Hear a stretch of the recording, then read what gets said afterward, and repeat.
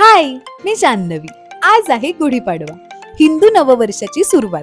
तर आज सणाचा दिवस असल्यामुळे माझ्या दिवसाची सुरुवात नेहमीपेक्षा थोडी लवकर सकाळी 6:30 वाजता झाली. दरवाजा उघडल्या उघडल्या या महाशयांनी अंगावर अशा काही उड्या मारायला सुरुवात केली ना, की जसं काही बऱ्याच वर्षांनीच भेट झाली आमची.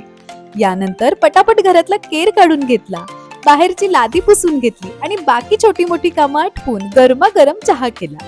तोपर्यंत चिनार आणि आई बाबा सुद्धा उठले होते. मग रोजच्या प्रमाणे सगळ्यांबरोबर गप्पा मारत चहा पिऊन झाला. यानंतर मी रांगोळीची पूर्व तयारी म्हणून थोडं आखून वगैरे घेताना मी काढलेल्या चौकोनांचं माप चुकल्यावर मला माझ्या इंजिनियर नवऱ्याने मदत केली बरं का. गेल्या 2 महिन्यांपासून मी थोडा व्यायाम करायला सुरुवात केली आहे. म्हटलं थोडं स्वतःच्या फिटनेसकडे पण लक्ष द्यायला हवं. बऱ्यापैकी कन्सिस्टंट राहायचा प्रयत्न तर करते, पण कामांमुळे थोडं मागे पुढे सुद्धा होता. बरं, व्यायाम करण्यासाठी आमच्या घरातली सगळ्यात छान जागा म्हणजे आमची गच्ची. आणि हा आहे आमच्या गच्चीतून दिसणारा आमच्या खंडाळा गावाचा व्ह्यू. व्यायाम आटपून आंघोळ करून छान तयार होऊन मी खाली हॉलमध्ये आली. मग चिनारने गुढीची पूजा केली. गुढीपाडव्याचा दिवस म्हणजे हिंदू नववर्षाची सुरुवात. असं मानलं जातं की ब्रह्मदेवाने याच दिवशी सृष्टीची निर्मिती केली. याशिवाय प्रभू रामचंद्र आजच्या दिवशी रावणाचा पराभव करून अयोध्येत परतले होते. त्याचा आनंद साजरा करण्यासाठी प्रजेने घरासमोर गुढी उभारून त्यांचं स्वागत केलं. एकूणच काय, हिंदू बांधवांसाठी गुढीपाडवा हा खूपच खास आणि महत्वाचा सण आहे. गुढीला नमस्कार करून मी माझी रांगोळी पूर्ण केली. यानंतर आईंच्या हातचे गरमागरम पोहे खाल्ले.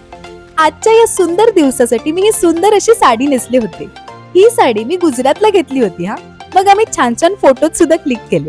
पुढे घराच्या बाजूलाच असलेल्या आमच्या दुकानात गेले. हे आहे आमचं खंडाळ्यात असलेलं बिल्डिंग मटेरियलचं दुकान, सुपर ट्रेड सेंटर. या गुढीपाडव्याला आमच्या या दुकानाला 32 वर्ष पूर्ण झाली बरं का. एका छोट्याशा कारखान्यापासून ते एवढ्या मोठ्या दुकानापर्यंतच्या प्रवासाचं श्रेय 100% माझ्या सासू सासऱ्यांनाच जातं हा. दुकानात सुद्धा मी ही छोटीशी रांगोळी काढली. यानंतर घरी आल्यावर मी आणि आईनी नैवेद्य केला. आज आमच्याकडे पुरणपोळी होती हा. खरं सांगायचं तर सणांच्या दिवशी केलेल्या पदार्थांची चव आणखीच छान लागते नाही का. मस्तपैकी गरमागरम पुरणपोळ्या खाऊन आमचा गुढीपाडवा छान साजरा झाला. बरं, तुमच्याकडे गुढीपाडव्याला काय बेत केला होता हे मला कमेंट्स मध्ये नक्की सांगा हा. बाय.